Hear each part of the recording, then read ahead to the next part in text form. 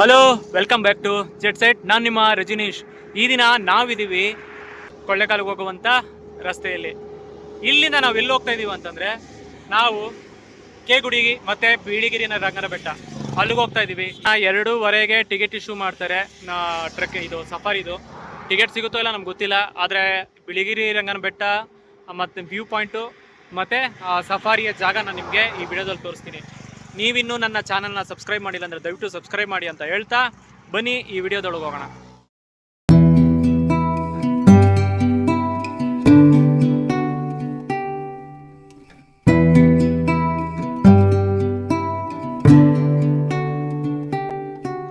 B R tiger reserve ಇದು ನಮ್ಮ ಭಾರತ ದೇಶದ ದಕ್ಷಿಣದಲ್ಲಿರುವಂಥ ಪೂರ್ವ ಘಟ್ಟ ಮತ್ತು ಪಶ್ಚಿಮ ಘಟ್ಟಗಳ ಮಧ್ಯೆ ಇರುವಂಥ ಒಂದು ದಟ್ಟವಾದ ಅರಣ್ಯವಾಗಿದೆ. ಬೆಂಗಳೂರಿನಿಂದ ಒನ್ ಡೇ ಟ್ರಿಪ್ಗೆ BRT ಒಂದು ಏಳಿ ಮಾಡಿಸಿದಂಥ ಜಾಗ ಆಗಿದೆ. ಬೆಂಗಳೂರಿನಿಂದ ಸುಮಾರು 190 ಕಿಲೋಮೀಟರ್ ದೂರದಲ್ಲಿರುವಂಥ ಈ BRT ಚಾಮರಾಜನಗರ ಜಿಲ್ಲೆಗೆ ಸೇರುತ್ತೆ. ಬಿಆರ್ ಟೈಗರ್ ರಿಸರ್ವ್ ಇದು ಸುಮಾರು 540 ಕಿಲೋಮೀಟರ್ ವಿಸ್ತೀರ್ಣ ಹೊಂದಿರುವಂಥ ಒಂದು ದಟ್ಟವಾದಂಥ ಕಾಡು. ಇದರ ಸುತ್ತಲೂ ನಿಮಗೆ ಬೆಟ್ಟಗಳೇ ಕಾಣಿಸುತ್ತೆ. 2024ರ ಹುಲಿ ಗಣತಿಯ ಪ್ರಕಾರ ಇಲ್ಲಿ 30ರಿಂದ 40 ಹುಲಿಗಳು ಇರಬಹುದಂತ ಅಂದಾಜಿಸಲಾಗಿದೆ. ಇದನ್ನ 2011ರಲ್ಲಿ ಟೈಗರ್ ರಿಸರ್ವ್ ಅಂತ ಘೋಷಣೆ ಮಾಡ್ತಾರೆ. ಇಲ್ಲಿ ಹೆಚ್ಚಾಗಿ ಸೋಲಿಕ ಜನಾಂಗದವರೇ ನಿಮಗೆ ಕಾಣಿಸ್ತಾರೆ. ಭಾರತದ ಡೆನ್ಸಿಟಿಲಿ ಇದು 6ನೇ ರ್ಯಾಂಕ್ ಅಲ್ಲಿ ಇದ್ರೆ ಮ್ಯಾನೇಜ್ಮೆಂಟ್ ಅಲ್ಲಿ 5ನೇ ರ್ಯಾಂಕ್ ಇದೆ. ಕರ್ನಾಟಕದಲ್ಲಿ ಇದು 3ನೇ ಅತಿ ದೊಡ್ಡದಾದಂಥ ಟೈಗರ್ ರಿಸರ್ವ್ ಆಗಿದೆ. ಮೊದಲನೇದಾಗಿ ಬಂಡೀಪುರ, 2 ನಾಗರಹೊಳೆ, ಇದು 3. ಅದೇ ರೀತಿ ಮತ್ತು ಭದ್ರಾ ಮತ್ತು ಕಾಳಿ ಸಹ ಸೇರುತ್ತೆ ನಮ್ಮ ಕರ್ನಾಟಕಕ್ಕೆ. ನೀವು ಸಫಾರಿಗೆ ಹೋಗಬೇಕು ಅಂತಿದ್ರೆ 2 ಮಾರ್ಗದಲ್ಲಿ ನೀವು ಹೋಗ್ಬೋದು. ಒಂದು ವಡಗೇರೆ ಮುಖಾಂತರವಾಗಿ ಬಿಳಿಗಿರಿ ರಂಗನ ಬೆಟ್ಟ ದೇವಸ್ಥಾನ ದರ್ಶನ ಮಾಡಿಕೊಂಡು ಆಮೇಲೆ ಕೇಗುಡಿಗೆ ಹೋಗ್ಬೋದು, ಅಥವಾ ವಂಡಾರಬಾಲು ಅಲ್ಲಿಂದ ಕೇಗುಡಿ ಮಾರ್ಗ ಸಹ ನೀವು ಹೋಗ್ಬೋದು. ನಾವು ಹೋಗಿದ್ದು ವಂಡಾರಬಾಲು ಆ ಮುಖಾಂತರವಾಗಿ. ನಿಮಗೆ ಎಂಟ್ರಿ ಫೀಸು ಒಂದು 20 ರೂಪಾಯಿ ಇರುತ್ತೆ 4 ವೀಲರ್ಸ್ಗೆ. 2 ವೀಲರ್ಸ್ ಸಹ ಹೋಗ್ಬೋದು. ಆದರೆ ನೀವು ಯಾವುದೇ ವೆಹಿಕಲಲ್ಲಿ ಬಂದರೂ ಸಹ ನೀವು ಅಲ್ಲಿ ಎಂಟ್ರಿ ಮಾಡಿಸ್ಬೇಕಾಗತ್ತೆ. ಎಂಟ್ರಿ ಮಾಡಿಸಿ ಸ್ವಲ್ಪ ದೂರ ಬಂದ ತಕ್ಷಣ ನಮಗೆ ಕಾಣಿಸಿದ್ದು ಜಿಂಕೆಗಳು ಮತ್ತು ಕಾಡಂದಿ. ಅಲ್ಲಿಂದ ನಿಮಗೆ ಸ್ಟ್ರೀಮ್ ಕಾಣಿಸುತ್ತೆ. ಸೊ ಆ ಸ್ಟ್ರೀಮಲ್ಲೇ ಕ್ರಾಸ್ ಮಾಡಿ ಮುಂದೆ ಹೋದರೆ ನಿಮಗೆ ರೋಡ್ ಮಾತ್ರ ತುಂಬ ಖರಾಬಾಗಿದೆ. ಸುಮಾರು 5 ಕಿಲೋಮೀಟರ್ ನಿಮಗೆ ಆಫ್ ರೋಡ್ ಸಿಗುತ್ತೆ. ಸ್ವಲ್ಪ ಡೀಪ್ ಆಗಿದೆ. ನೀವು ಮೇಲೆ ಹೋಗ್ತಾ ಹೋಗ್ತಾ ನಿಮಗೆ ತುಂಬ ಡೀಪ್ ಆಗಿರುತ್ತೆ. ತುಂಬ ಕೇರ್ಫುಲ್ಲಾಗಿ ಡ್ರೈವ್ ಮಾಡಿ, ಸ್ವಲ್ಪ ಸ್ಲೋಗಿ ಡ್ರೈವ್ ಮಾಡಿ.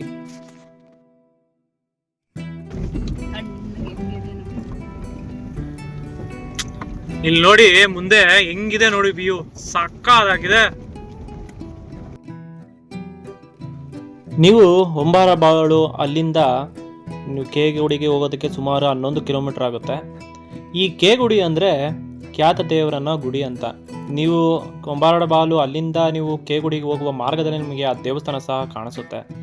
ನೀವು ಒಂದು 5 ಕಿಲೋಮೀಟರ್ ಕ್ರಾಸ್ ಆಗಿದ ತಕ್ಷಣ ನಿಮಗೆ ಆಫ್ ರೋಡ್ ಮುಗಿದ ತಕ್ಷಣ ನಿಮಗೆ ರೋಡ್ ತುಂಬ ಚೆನ್ನಾಗಿದೆ. ಆದರೆ ನಾವು ದಾರಿಲಿ ಹೋಗುವಾಗ ತುಂಬ ಜನ ಅಲ್ಲಿ ಫೋಟೋ ಶೂಟ್ ಎಲ್ಲ ಮಾಡ್ತಾಯಿದ್ರು. ಅಲ್ಲೆಲ್ಲ ಬೋರ್ಡ್ ಹಾಕಿದರೆ ಫೋಟೋ ಶೂಟ್ ಎಲ್ಲ ಮಾಡಬಾರ್ದು ಅಂತ, ಆದರೂ ಫೋಟೋ ಶೂಟ್ ಎಲ್ಲ ತುಂಬ ಜನ ಮಾಡ್ತಾಯಿದ್ರು. ವ್ಯೂ ಎಲ್ಲ ತುಂಬ ಚೆನ್ನಾಗಿರುತ್ತೆ. ನೀವು ಇಲ್ಲಿ ಅಬ್ಸರ್ವ್ ಮಾಡ್ಬೋದು, ಒಂದು ವಿತಿನ್ ಒಂದು 3-4 ಮಿನಿಟ್ಸಲ್ಲಿ ನಿಮಗೆ ವೆದರ್ ಚೇಂಜ್ ಆಗ್ತಾನೆ ಇರುತ್ತೆ. ಇಲ್ಲಿ ನಿಮಗೆ ಕೆಳಗೆ ಎಷ್ಟು ಬಿಸಿ ಇರುತ್ತೋ ಮೇಲೆ ಹೋಗ್ತಾ ಹೋಗ್ತಾ ನಿಮಗೆ ಅಷ್ಟು ಕೂಲಾಗಿರುತ್ತೆ. ರಸ್ತೆ ಉದ್ದಕ್ಕೂ ಒಂದೊಂದು ಕಡೆ ಹಸಿರಾಗಿದ್ದರೆ ಮತ್ತೊಂದು ಕಡೆ ತುಂಬ ಡಾರ್ಕ್ ಆಗಿರುವಂಥ ರಸ್ತೆಗಳು. ಈ ಬೆಟ್ಟ ಸುಮಾರು ಸಮುದ್ರ ಮಟ್ಟದಿಂದ 1000 ಅಡಿ ಎತ್ತರ ಇದೆ ಅಂತೆ. ಸುಮಾರು ಹಾಫ್ ಅನ್ ಅವರ್ ಡ್ರೈವ್ ಮಾಡ್ಕೊಂಡು ಬಂದಿದ್ದಕ್ಕೆ ಕಡೆಗೂ ನಾವು ಕೇಗುಡಿಯ ಸಫಾರಿ ಪಾಯಿಂಟ್ ಹತ್ರ ಬಂದ್ವಿ.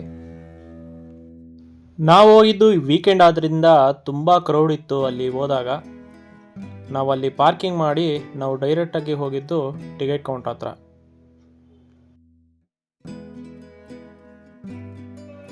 ಆಲ್ರೆಡಿ ಅಲ್ಲಿ ಟಿಕೆಟ್ ಎಲ್ಲ ಇಶ್ಯೂ ಆಗಿ ತುಂಬ ಜನ ವೇಟ್ ಮಾಡ್ತಾಯಿದ್ರು. ಈ ರೀತಿಯ ವ್ಯಾನ್ಗಳು ನಿಮಗೆ ಸಿಗುತ್ತೆ. ಇದು ಮಾಹಿತಿ ಕೇಂದ್ರ. ಇಲ್ಲೇ ನಿಮಗೆ ಟಿಕೆಟ್ ಎಲ್ಲ ಸಿಗುತ್ತೆ. 5 ವರ್ಷದ ಮೇಲ್ಪಟ್ಟ ಎಲ್ಲರಿಗೂ 450 ರೂಪಾಯಿ ಇರುತ್ತೆ. ಅದೇ ರೀತಿ ಸಫಾರಿ ಟೈಮಿಂಗು ಬೆಳಗ್ಗೆ 6:30ರಿಂದ 8 ಗಂಟೆ ಮತ್ತು ಮಧ್ಯಾಹ್ನ 3ರಿಂದ 5 ಗಂಟೆ ಇರುತ್ತೆ. 3 ಗಂಟೆಯಿಂದ ನಿಮಗೆ ಸಫಾರಿ ಸ್ಟಾರ್ಟ್ ಆಗುತ್ತೆ.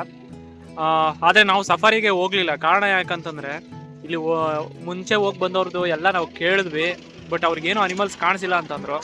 ಆದ್ದರಿಂದ ನಾವು ಸಫಾರಿಗೆ ಹೋಗಲ್ಲ. ಆ್ಯಕ್ಚುಲಿ ಸಫಾರಿ ಇವಾಗ ಜುಲೈ ಮಂತು. ನಿಮಗೆ ಒಳ್ಳೆ ಅನಿಮಲ್ ಕಾಣಿಸ್ಬೇಕು ಅಂತಂದರೆ ನೀವು ಯಾವುದೇ ಸಫಾರಿಗೆ ಬಂದ್ರೂ ನನ್ನ ಸಜೆಷನ್ ಏನಂದರೆ ನನ್ನ ಎಕ್ಸ್ಪೀರಿಯನ್ಸ್ ಪ್ರಕಾರ ಅಕ್ಟೋಬರು ನವಂಬರ್ ಟೈಮಲ್ಲಿ ಬಂದರೆ ನಿಮಗೆ ಅನಿಮಲ್ಸ್ ಚೆನ್ನಾಗಿ ಕಾಣಿಸುತ್ತೆ. ಕಾರಣ ಯಾಕಂತಂದರೆ ಆವಾಗ ಹುಲಿಗಳು ಸಂತಾನೋತ್ಪತ್ತಿ ಮಾಡೋದಕ್ಕೆ ಪ್ರಯತ್ನ ಪಡುವಂಥ ಸಮಯ, ಮತ್ತು ಹಾಗೆ ಒಂದು ಹೆಣ್ಣನ್ನು ಹುಡ್ಕೊಂಡು ಹೋಗುವಂಥ ಈ ಗಂಡು ಹುಲಿಗಳು ಹೆಣ್ಣನ್ನು ಹುಡ್ಕೊಂಡು ಹೋಗುವಂಥ ಸಮಯ. ಸೊ ಆ ಸಮಯದಲ್ಲಿ ನೀವೇನಾದ್ರು ಬಂದರೆ ನಿಮಗೆ ಖಂಡಿತವಾಗಿ ಹುಲಿಗಳು ಕಾಣಿಸುವಂಥ ಸಾಧ್ಯತೆಗಳು ಹೆಚ್ಚಾಗಿರುತ್ತೆ.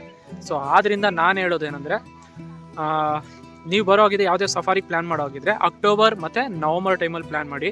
ಆದ್ದರಿಂದ ನಾವು ಸಫಾರಿಗೆ ಹೋಗಲಿಲ್ಲ. ನೀವು ಯಾವಾಗಾದ್ರೂ ಸಫಾರಿಗೆ ಬರೋ ಹೋಗಿದ್ರೆ ನಾನು ಆಲ್ರೆಡಿ ಅಲ್ಲಿ ಕೊಟ್ಟಿದ್ದೀನಿ. ಸೊ ಅದು ನೋಡಿಕೊಂಡು ಬೇಕಾದರೆ ನೀವು ಸಫಾರಿನ ಪ್ಲ್ಯಾನ್ ಮಾಡ್ಬೋದು. ಕೇಗುಡಿ ಒಂದು ಟೈಮಲ್ಲಿ ಇದು ಆನೆ ಶಿಬಿರ ಅಂತ ಕೇಳ್ಪಟ್ಟಿದ್ದೆ, ನನಗೂ ಎಕ್ಸಾಕ್ಟಾಗಿ ಗೊತ್ತಿಲ್ಲ. ಆದರೂ ಸಹ ಅಲ್ಲಿ ಆನೆ ಶಿಬಿರ ಅಂತೆಲ್ಲ ಬೋರ್ಡ್ ಹಾಕಿದ್ರು. ಈಗ ಅಲ್ಲಿ ಯಾವುದೇ ಆನೆ ಶಿಬಿರ ಇಲ್ಲ.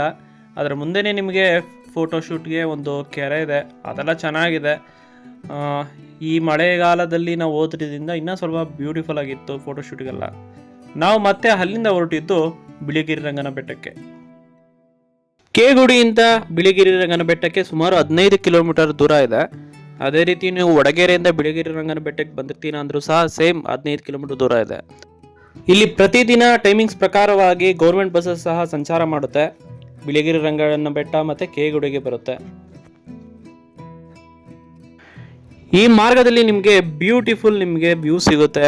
ಎಲ್ಲ ಕಡೆ ಹಚ್ಚ ಹಸಿರು, ನಿಮಗೆ ಡ್ರೈವ್ ಮಾಡೋದಕ್ಕೆ ತುಂಬ ಚೆನ್ನಾಗಿರುತ್ತೆ. ಬೈಕರ್ಸಿಗೆ ಎಸ್ಪೆಷಲಿ ತುಂಬ ತಿರುವುಗಳೆಲ್ಲ ಇದೆ, ತುಂಬ ಚೆನ್ನಾಗಿದೆ. ಆದರೂ ಸಹ ಸ್ವಲ್ಪ ಸ್ಲೋಗೆ ಹೋಗಿ, ಯಾಕಂದರೆ ಅಲ್ಲಲ್ಲಿ ನಿಮಗೆ ತುಂಬ ಸ್ಪೀಡ್ ಹಂಪ್ ಇರುತ್ತೆ. ನಾವು ಹೋಗಿದ್ದ ಮರುದಿನ ಒಂದು ಭೀಕರವಾದ ಆಕ್ಸಿಡೆಂಟ್ ಸಹ ಆಗಿತ್ತು ಈ ತಿರುವಲ್ಲಿ. ಸ್ವಲ್ಪ ಕೇರ್ಫುಲ್ಲಾಗಿ ಡ್ರೈವ್ ಮಾಡಿ. ವಿಚಿತ್ರ ಏನಂದರೆ ನಮಗೆ ಯಾವುದೇ ಪ್ರಾಣಿಗಳು ಯಾವ ಮಾರ್ಗದಲ್ಲೂ ಸಹ ಕಾಣಿಸ್ಲಿಲ್ಲ. ಒಂದು ವೆದರ್ ಇರ್ಬೋದು, ಯಾಕಂದರೆ ಸ್ವಲ್ಪ ಮಳೆ ಬರ್ತಾ ಇತ್ತು ಆದ್ದರಿಂದ ಇರ್ಬೋದು, ಅಥವಾ ಮಳೆ ಬಂದು ತುಂಬ ಒಂದು ರೀತಿಯಲ್ಲಿ ಡೆನ್ ಫಾರೆಸ್ಟ್ ರೀತಿ ಆಗಿತ್ತು, ಅದರಿಂದ ನಮಗೆ ಅನಿಮಲ್ ಕಾಣಿಸಿಲ್ಲ ಅಂದ್ಕೊತೀನಿ. ನಮಗೆ ನಾಗರಹೊಳೆ ಬಂಡೀಪುರದಲ್ಲಿ ಕಾಣಿಸಿದಷ್ಟು ಅನಿಮಲ್ಸ್ ಯಾವುದೂ ಕಾಣಿಸ್ಲಿಲ್ಲ. ಆದರೆ ನಿಮಗೆ ಅಲ್ಲಲ್ಲಿ ಕೆರೆಗಳು, ಫೋಟೋಶೂಟ್ಗೆಲ್ಲ ಒಂದು ಹೇಳಿ ಮಾಡಿಸಿದಂಥ ಪ್ಲೇಸ್ ಆಗಿದೆ. ನೀವು ದೇವಸ್ಥಾನ ಬಳಿ ಬರೋ ಅಷ್ಟೊತ್ತಿಗೆ ನಿಮಗೆ ಕೆಲವೊಂದು ಹಳ್ಳಿಗಳು ಸಹ ಕಾಣಿಸುತ್ತೆ. ಹಳ್ಳಿಗಳನ್ನೆಲ್ಲ ಕ್ರಾಸ್ ಮಾಡಿ ನೀವು ಬೆಟ್ಟದ ಮೇಲೆ ಹೋಗ್ಬೇಕಾಗತ್ತೆ, ಲೆಫ್ಟ್ ತಗೊಂಡು. ಇಲ್ಲಿ ರೆಸ್ಟೋರೆಂಟ್ಸ್ ಎಲ್ಲ ತುಂಬ ಲಿಮಿಟೆಡ್ ಆಗಿದೆ. ನೀವೇನಾದರೂ ಬ್ರೇಕ್ಫಾಸ್ಟು ಲಂಚ್ ಮಾಡೋ ಆಗಿದ್ರೆ ಹೊರಗಡೆ ಎಲ್ಲಾದರೂ ಮಾಡ್ಕೊಂಡು ಬನ್ನಿ. ಕ್ಷಮಿಸಿ, ನಾನು ಒಂದು ತುಂಬ ಇಂಪಾರ್ಟೆಂಟ್ ಪಾಯಿಂಟ್ ಹೇಳೋದು ಮರ್ತೋದೆ. ಅದೇನೆಂದರೆ, ಈ ಬಿಳಿಗಿರಿ ರಂಗನ ಬೆಟ್ಟ ಕೇಗುಡಿಗೆ ಈ ಫಾರೆಸ್ಟ್ಗೆ ನೀವು ಎಂಟ್ರಿ ಆಗಬೇಕಂದ್ರೆ ಬೆಳಗ್ಗೆ 6ರಿಂದ ಸಂಜೆ 6ರವರೆಗೂ ಮಾತ್ರ ನಿಮಗೆ ಸಮಯ. ಅದರ ನಂತರ 2 ಕಡೆ ಗೇಟ್ ಕ್ಲೋಸ್ ಮಾಡ್ತಾರೆ, ಫಾರೆಸ್ಟ್ ಎಂಟ್ರಿ ಇರೋದಿಲ್ಲ. ನೀವು ಎಕ್ಸಿಟ್ ಆಗಬೇಕಂದ್ರೂ ಸ್ವಲ್ಪ ಕಷ್ಟ ಆಗುತ್ತೆ. ಆವಾಗ ನೀವು ಈ ಬಿಳಿಗಿರಿ ರಂಗನ ಬೆಟ್ಟದಲ್ಲಿ ಯಾವುದಾದ್ರೂ ಹೋಮ್ ಸ್ಟೇ ಅಥವಾ ರೂಮ್ ತೊಗೊಂಡು ಅಲ್ಲೇ ಸ್ಟೇ ಮಾಡಬೇಕಾಗತ್ತೆ. ಅದನ್ನ ಮೈಂಡಲ್ಲಿ ಇಟ್ಕೊಳ್ಳಿ ಇಲ್ಲಿ ಬರೋ ಮುಂಚೆ. ನೀವು ಬೆಟ್ಟದ ಮೇಲೆ ಹೋಗ್ತಾ ಇರಬೇಕಾದ್ರೆ ನಿಮಗೆ ಕೆಲವೊಂದು ವ್ಯೂ ಪಾಯಿಂಟ್ಸ್ ಎಲ್ಲ ಕಾಣಿಸುತ್ತೆ, ಅದೆಲ್ಲ ತುಂಬ ಬ್ಯೂಟಿಫುಲ್ ಆಗಿರುತ್ತೆ. ಕೆಲವು ಕಡೆ ತಿರುವು ತುಂಬ ಕಷ್ಟ ಇದೆ, ಸ್ವಲ್ಪ ನೋಡ್ಕೊಂಡು ಡ್ರೈವ್ ಮಾಡಿ.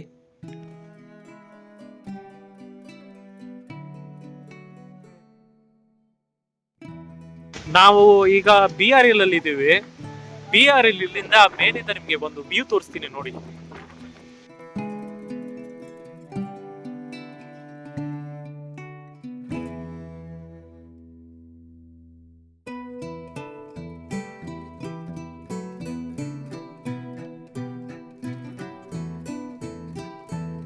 ನಾವು ಈಗ ಮೇಲೆ ಇದ್ದೀವಿ, ನಿಮಗೆ ಕೇಳಿಸ್ತಾ ಇರ್ಬೋದು ಅನ್ಕೊಂಡಿದೀನಿ, ಅಷ್ಟು ಗಾಳಿ ಇದೆ ಇಲ್ಲಿ.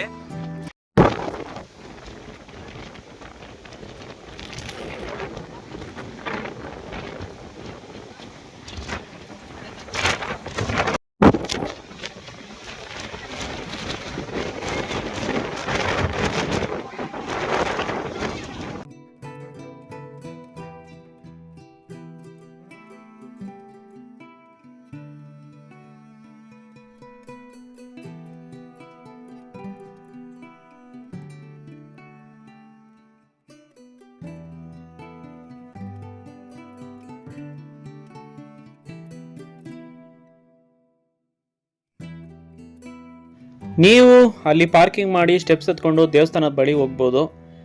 ದೇವಸ್ಥಾನದ ಹೋಗುವಂಥ ಮಾರ್ಗದಲ್ಲಿ ನಿಮಗೆ ಯಾವ್ಯಾವ ಟೈಮಿಗೆ ಯಾವ್ಯಾವ ಪೂಜೆ ಇದೆ, ಅದೇ ರೀತಿ ಆ ಟೆಂಪಲ್ನ ಟೈಮ್ಸ್ ಎಲ್ಲ ಹಾಕಿದ್ದಾರೆ.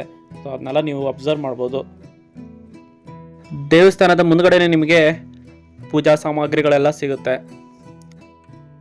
ಇನ್ನು ಈ ಟೆಂಪಲ್ನ ವಿಶೇಷತೆ ಏನಂದರೆ, ಇಲ್ಲಿರುವಂಥ ಬಿಳಿಗಿರಿ ರಂಗನಾಥ ಸ್ವಾಮಿ ಅಂದರೆ ವಿಷ್ಣುವಿನ ಅವತಾರವಾದಂಥ ಬಿಳಿಗಿರಿ ರಂಗನಾಥ ಸ್ವಾಮಿಯವರು ಬಿಳಿ ವಸ್ತ್ರ ಧರಿಸಿದ್ರಿಂದ ಇದನ್ನು ಬಿಳಿಗಿರಿ ರಂಗನ ಬೆಟ್ಟ ಅಂತ ಕರೀತಾರೆ.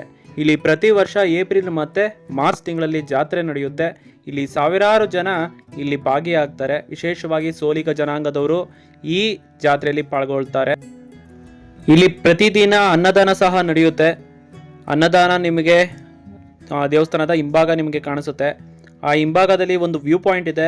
ಈ ವ್ಯೂ ಪಾಯಿಂಟಿಂದ ನಿಂತ್ಕೊಂಡು ನೋಡಿದ್ರೆ ನಿಮಗೆ ಸುತ್ತಲೂ ನಿಮಗೆ ಕವರ್ ಆದಂಥ ಕಾಡು, ಆ ಕಾಡು ಬೆಟ್ಟಗಳು ಇದೆಲ್ಲ ತುಂಬ ಬ್ಯೂಟಿಫುಲ್ ಆಗಿರುತ್ತೆ. ಎಸ್ಪೆಷಲಿ ನೀವು ಕೇಗುಡಿ ಮಾರ್ಗವಾಗಿ ಹೋಗುವಂಥ ರಸ್ತೆ ಸಹ ನಿಮಗೆ ಈ ವ್ಯೂ ಪಾಯಿಂಟಲ್ಲಿ ಕಾಣಿಸುತ್ತೆ. ಅದು ತುಂಬ ಬ್ಯೂಟಿಫುಲ್ ಆಗಿದೆ. ಅದನ್ನ ನೀವು ಮಿಸ್ ಮಾಡಬೇಡಿ.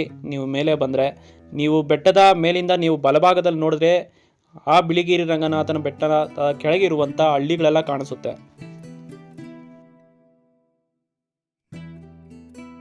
ಹೋಗಿದ್ದು ಸನ್ಸೆಟ್ ನೋಡೋಣ ಅಂತ, ಆದರೆ ನಾವು ಮೇಲೆ ಹೋದರೆ ನಮಗೆ ಮಳೆ ಬೀಳ್ತಾ ಇದ್ದಿದ್ದಂಥ ಪ್ರದೇಶಗಳೆಲ್ಲ ಕಾಣಿಸ್ತಾ ಇತ್ತು. ಇನ್ನೇನು ಈ ಬೆಟ್ಟದಲ್ಲೂ ಸಹ ಮಳೆ ಶುರುವಾಗಂಥ ಟೈಮ್ ಆಗಿತ್ತು. ಆದ್ದರಿಂದ ನಾವು ಅಲ್ಲಿಂದ ಬೇಗ ಹೊರಡೋಣ ಅಂತ ಡಿಸೈಡ್ ಮಾಡಿದ್ವಿ. ನೀವು ನೋಡ್ಬೋದು ಈ ವಿಡಿಯೋದಲ್ಲಿ ಎಲ್ಲ ಕಡೆ ನಿಮಗೆ ಮಳೆ ಬೀಳ್ತಾ ಇರೋದು ಕಾಣಿಸ್ತಾ ಇದೆ. ಈ ಬೆಟ್ಟ ಸಮುದ್ರ ಮಟ್ಟದಿಂದ ಸುಮಾರು 5,000 ಅಡಿ ಎತ್ತರದಲ್ಲಿದೆ.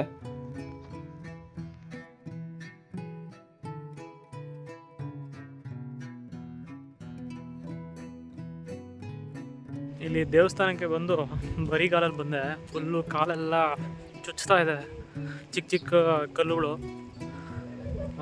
ನೀವು ಸ್ಲಿಪ್ಪರ್ ಬಿಡೋಗಿದ್ರೆ ಕೆಳಗಡೆ ಬಿಟ್ಬಿಟ್ಟು ಬನ್ನಿ. ಮೇಲೆ ದೇವಸ್ಥಾನ ದರ್ಶನ ಮಾಡೋ ಹೋಗಿದ್ರೆ ಮೇಲೆ ದರ್ಶನ ಮಾಡಿಕೊಂಡು ನಿಮಗೆ ಅಲ್ಲೇ ಒಂದು ವ್ಯೂ ಪಾಯಿಂಟ್ ಇದೆ. ಸೊ ವ್ಯೂ ಪಾಯಿಂಟ್ ಸಕ್ಕತ್ತಾಗಿದೆ. ನೀವು ಕೆಳಗಡೆ ನೋಡಿದ್ರಲ್ಲ, ಅದಕ್ಕಿಂತ ವ್ಯೂ ಪಾಯಿಂಟು ಈ ವ್ಯೂ ಪಾಯಿಂಟ್ ತುಂಬ ಚೆನ್ನಾಗಿದೆ. ಸೊ ವ್ಯೂ ಪಾಯಿಂಟ್ ನೋಡಿ. ಇಲ್ಲಿ ಮತ್ತು ಅನ್ನದಾನ ಮಾಡ್ತಾರೆ. ಅನ್ನದಾನ ಪ್ರತಿದಿನ ಮಧ್ಯಾಹ್ನ ಮಾಡ್ತಾರೆ.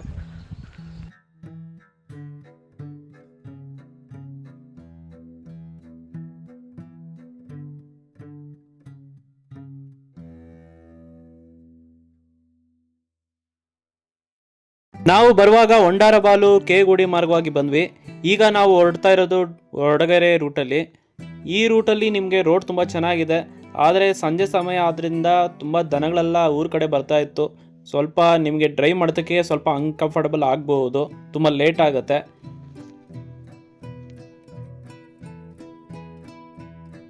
ಕೇಗುಡಿಯಿಂದ ನಿಮಗೆ ವಡಗರೆ ಚೆಕ್ ಪೋಸ್ಟ್ ಹತ್ರ ಸುಮಾರು 11 ಕಿಲೋಮೀಟರ್ ಆಗುತ್ತೆ.